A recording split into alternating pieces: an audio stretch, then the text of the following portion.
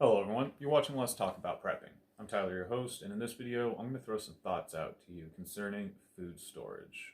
Now, food is arguably one of the most important parts of both lifestyle improvement and fortification, that is, emergency preparedness.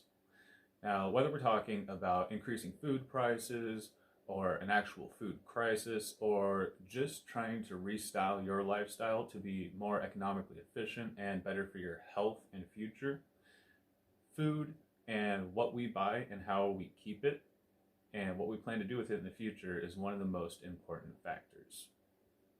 Now, particularly in the prepping community, there are multiple different viewpoints on food storage.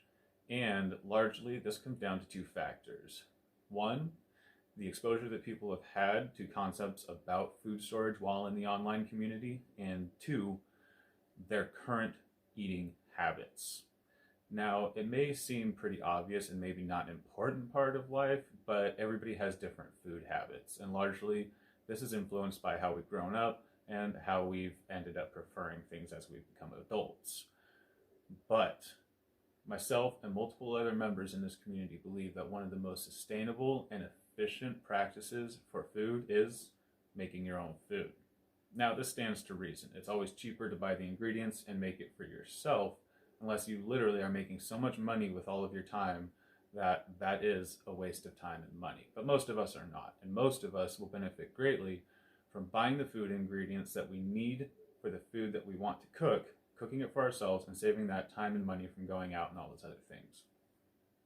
Now, the added benefit to this is that this is the most sustainable way to store food, it's the healthiest way to eat, and it's far better than a lot of other options that preppers choose for food storage, namely freeze-dried foods, MRE rations, and pre-prepared boxed dinners.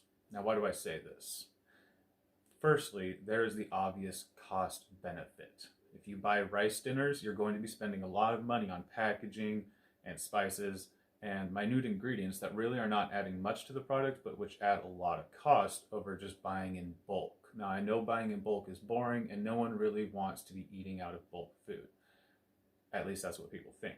But plenty of us live our everyday lives by eating out of our bulk food storage, eating things like rice, oatmeal, and various other things that we can buy in large quantity, store in large quantity for medium to long periods of time, and which we're going to eat on a daily basis. This is the idea of storing what you eat and eating what you store. Now, I know that may sound like a little bit of a cliche, but it is not just for a matter of prepping. Plenty of people have grown up their entire lives eating basic staples which they keep stocked up. And for those who have grown up this way, it's just a continuation of your lifestyle. It's not a drastic change from buying the box dinners, which you just make, and storing those 2 or 3 days in advance. You can easily have enough food for 2 or 3 weeks just sitting in your pantries without even storing food. But by following this method, you're able to expand your basic pantry foods into longer term storage.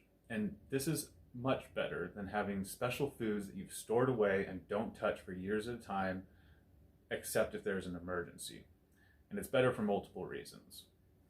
When you have MREs or freeze-dried foods, no matter how good they are, your body is going to respond differently when you start eating those things than it is if you just continue eating foods that you're used to. Now, the benefits to having a sustained, regimented home meal plan are twofold. You're not going to have to switch from the fast food and processed home-cooked meals like skillet meals to your bags of rice or your various bulk food items because you're already cooking them and storing them and eating them on a daily basis. So your gut is used to them and your stomach's microbiome doesn't need to completely change over to these new foods. And this is something that's going to be even worse if you're switching from either the fast food diet or the home-cooked diet over to your MREs and freeze-dried foods. While those might provide the calories and a bit of the nutrition that you need to get by in an emergency situation, you will be suffering as your stomach and digestive system switch over to this new food. And your entire body is going to feel differently as your caloric and nutritional intake drastically changes. Now, for people who are simply eating things out of their storage and are already used to that process, your stomach, your body are pretty much going to adapt without having all of this added internal struggle that they have to worry about with all the food that you're adding to your diet. Now, I really don't want to make it sound like I think MREs, freeze-dried foods, or other commercial food storage products are just a bad idea.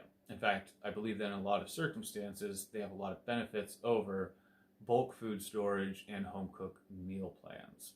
But I do believe that in the vast majority of situations where people want to increase their food security and improve their lifestyle, both now and in the future, changing from the commercial food product regimen to a staple food home cooked meal plan is simply one of the best options and one of the best ways you can improve your life and your longevity.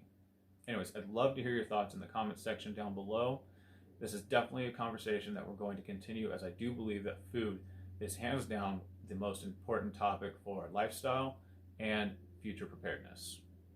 Anyways, thank you for watching, and check out the links in the description down below for some of my other platforms. I've had Facebook, Instagram, Teespring, and Patreon for a while, but I'm just horrible at talking to you guys about them.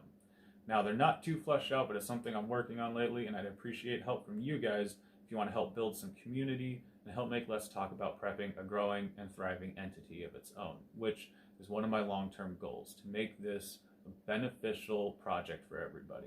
Anyways, thank you, everybody. Appreciate you watching. Everybody, stay safe out there.